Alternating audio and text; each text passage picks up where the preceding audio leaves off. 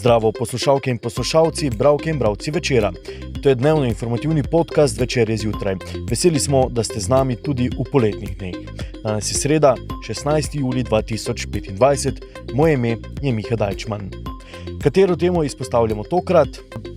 Pozor, kače, a kar brez panike, pravijo strokovnjaki. Naročite se na podcast, da boste obveščeni ob izdaji naslednje epizode. Vse skozi smo z vami na vecer.com. Danes bomo razblinili nekaj mitov in pomirili strahove, ki so se morda razplamteli po nedavnem primeru ugriza kače v Sloveniji. Glavno sporočilo strokovnjakov Biotehnične fakultete v Ljubljani je kristalno jasno. Kače nikoli ne napadejo človeka.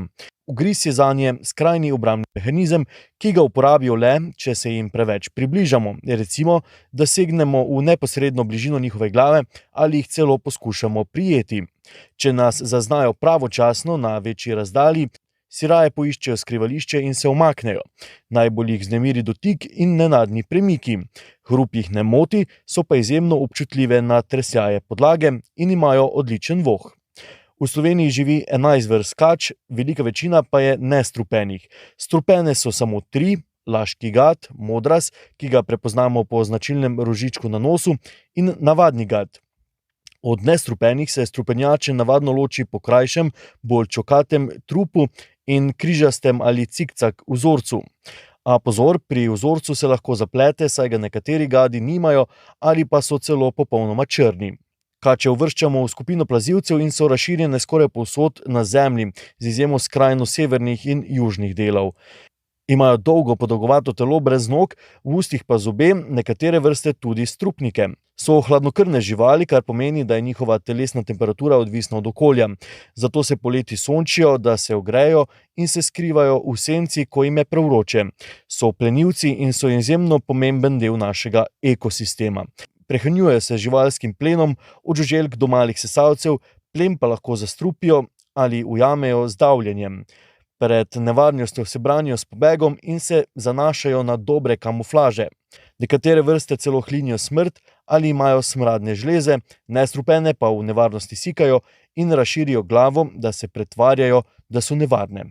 Vse kače v Sloveniji so zaščitene na državni ravni, uvrščene na rdeči seznam ogroženih vrst plazilcev, varuje pa jih tudi habitatna direktiva. Glavni dejavnik njihove ogroženosti je uničevanje življenjskega prostora. Njihovo ubijanje je kaznivo dejanje, kaznuje pa se tudi vznemirjanje živali brez opravičljivega razloga. Kaj pa, ko ste v naravi? Priporočamo debelo pohodno obutev, da se držite poti ter gledate pod noge.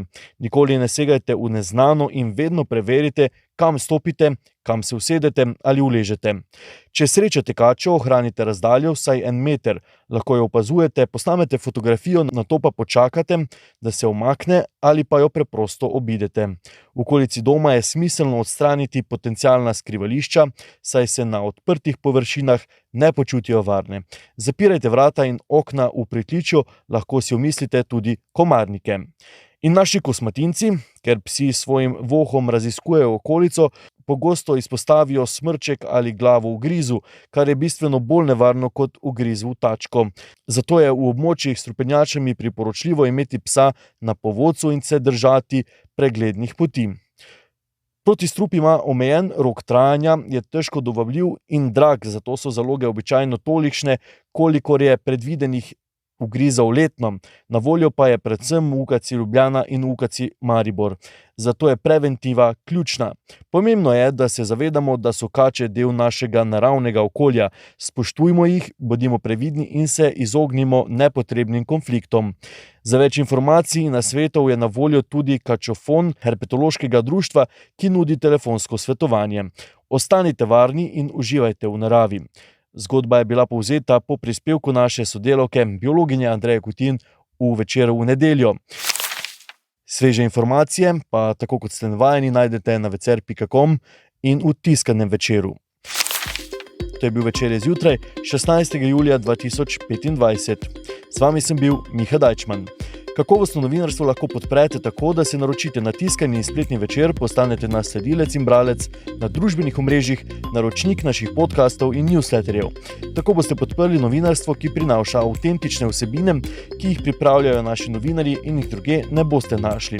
Želimo, da razumete, kako se vrti svet, želimo vam odsvetiti vpogled v čas in prostor, v katerem živimo. Veseli bomo vaših komentarjev, pobud in kritik na različnih kanalih. Se beremo in slišimo.